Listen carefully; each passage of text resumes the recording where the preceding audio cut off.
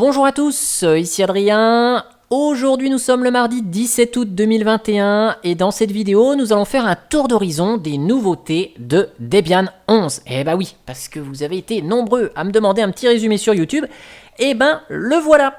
Alors tout d'abord, pour récupérer l'image d'installation de cette Debian 11, c'est directement sur le site debian.org. Et si je vous le précise, c'est parce que le site a fait des efforts ces derniers temps et que pour télécharger Debian, eh ben c'est beaucoup plus facile. Vous voyez, le gros bouton télécharger, il est sur la page d'accueil et automatiquement, ça vous récupère l'image de Debian 11 pour PC 64 bits, ici noté AMD 64, en NetInstall.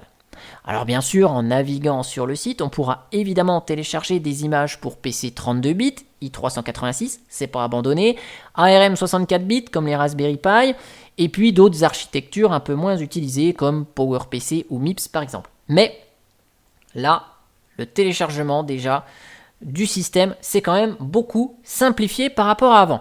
Alors on va voir ensemble toutes les nouveautés dans une machine virtuelle que je vous lance ici.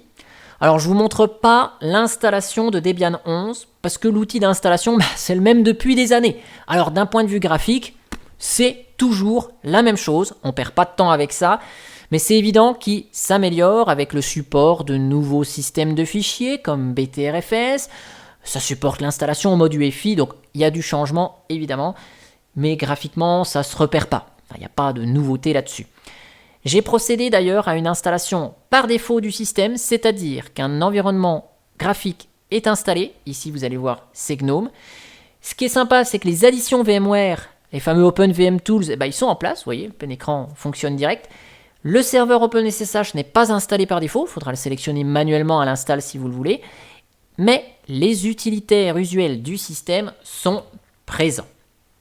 Alors, je me connecte ici et on est accueilli par GNOME, c'est l'environnement de bureau par défaut proposé quand on ne touche rien pendant le processus d'installation, et la version de GNOME, c'est la version 3.38.5, et on remarquera que Wayland est actif par défaut.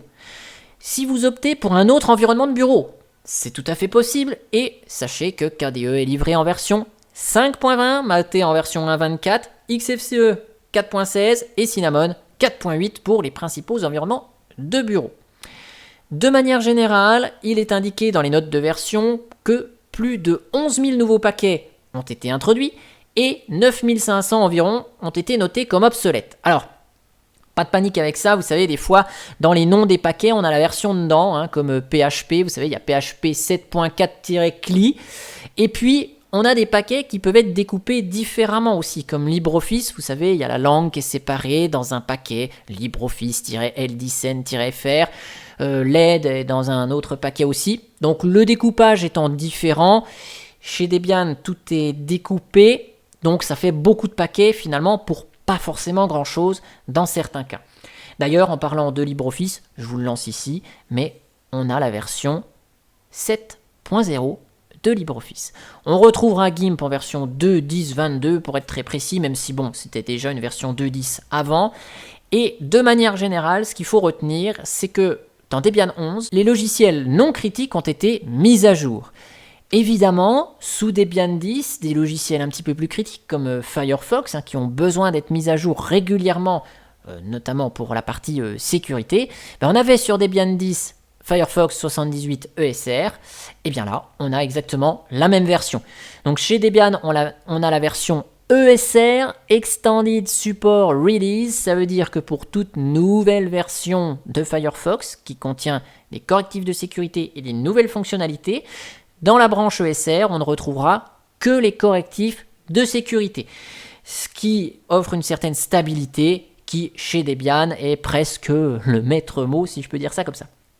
Alors, vu qu'on a GNOME comme environnement de bureau par défaut, eh bien, on va retrouver, pour faire nos courses, GNOME logiciel. Et donc là, si je vous installe VLC, par exemple, on va pouvoir retrouver tous les logiciels graphiques présent dans les dépôts officiels de Debian. Et si je vous dis ça, c'est parce que ici, la source, c'est uniquement les dépôts officiels de Debian. On n'a pas de Flatpak par défaut, pas de paquet universel.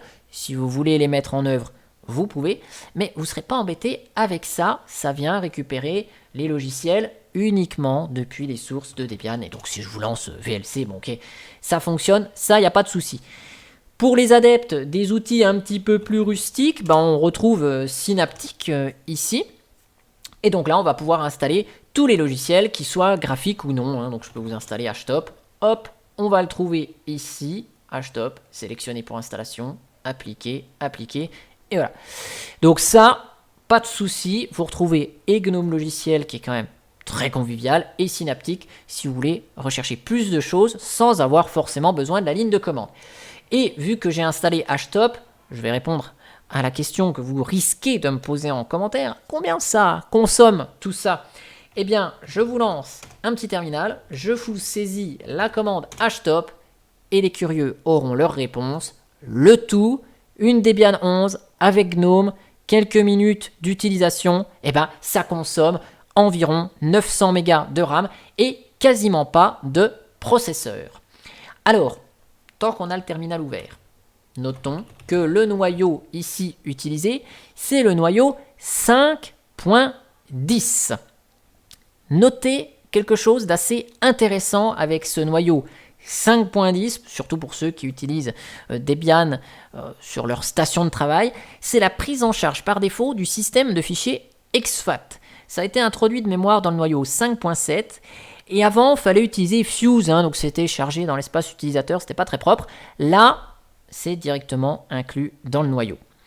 Vous notez évidemment que Debian est toujours fidèle au noyau LTS, le 5.10 c'est un noyau LTS, et vous retrouverez dans quelques mois le futur noyau LTS qui sera peut-être le 5.14 ou 5.15 dans les dépôts backports si vous souhaitez à tout prix supporter du matériel un petit peu plus récent. Mais dans la plupart des cas, si ça fonctionne aujourd'hui, laissez tel quel. Côté systemd, hein, qui est le gestionnaire d'initialisation et de services utilisé chez Debian. Donc là, je parle bien de Debian et pas de Devuan ou d'autres systèmes basés sur Debian, sans systemd. Hein. La fonctionnalité de journalisation, vous savez, pour avoir les logs, elle a été activée en mode persistant. Donc, vous pouvez désinstaller les services de journalisation traditionnels tels que R6log, tels que syslog-ng si vous les avez en double et que vous ne les utilisez pas. Et comme ça, seule la commande journal ctl vous permet d'afficher les logs. Et donc, ça sera votre meilleur allié pour visualiser tous les journaux et tout ce qui se passe sur votre système. Alors, juste avant, là, on est un peu dans la ligne de commande, mais avant de parler des composants serveurs qui peuvent en intéresser certains d'entre vous, je me permets de préciser un truc, toujours sur la partie station de travail, c'est que Debian a simplifié la gestion des imprimantes. Oui, c'est possible, je m'explique. La plupart des imprimantes récentes sont capables d'utiliser l'impression et la numérisation sans pilote, et donc sans avoir besoin de pilotes spécifiques du fabricant qui sont souvent non libres, pénibles à installer. En fait, Debian 11 introduit un nouveau paquet qui est installé et qui s'appelle IPP USB, qui va utiliser le protocole IPP over USB, et ça c'est indépendant du fabricant et c'est pris en charge par beaucoup d'imprimantes récentes. Ça permet à un périphérique USB, donc vous branchez votre imprimante, je ne peux pas vous faire la démo, j'en ai pas chez moi d'imprimante, mais cette imprimante USB, elle va être vue finalement comme un périphérique réseau, comme une imprimante réseau. Et on a le même contexte avec le paquet SAN ESCL qui utilise le protocole ESCL pour les scanners. Donc, on a une simplification de la gestion des imprimantes qui, souvent, on peut le reconnaître, des fois est un peu casse-tête dès qu'on a des modèles un petit peu atypiques. Alors, je vais réduire ce terminal ici et je vais revenir sur Synaptic parce que la plupart des services côté serveur, donc là, passez un petit peu la vidéo si ça vous intéresse un petit peu moins, mais ce qu'il est bon de noter, c'est que de manière globale, on a les paquets qui sont en relation avec des services serveurs qui ont été mis à jour vers des versions plus récentes. Donc si vous cherchez Apache, ici, vous allez le retrouver en version 2.4.48. on reste sur la branche 2.4. Il n'y a pas d'énormes modifications à faire dans vos fichiers de config. Par exemple, MariaDB, qui est le moteur de base de données, eh bien, il va passer de la version 10.3 à 10.5. Ok, on le retrouve ici. PHP passe de version 7.3 à 7.4. Les amateurs de PostgreSQL retrouveront dans les dépôts la version 13 en lieu et place de la version 11. Samba passe à la version 4.13 et OpenSSH passe de la version 7.9 à la version 8.4. Attention, si vous avez fait quelques petites configurations, il y a des choses qui sont dépréciées depuis la version 8 d'OpenSSH. Pour les scripteurs qui font du Python, eh bien Python 3 est passé dans sa version 3.9.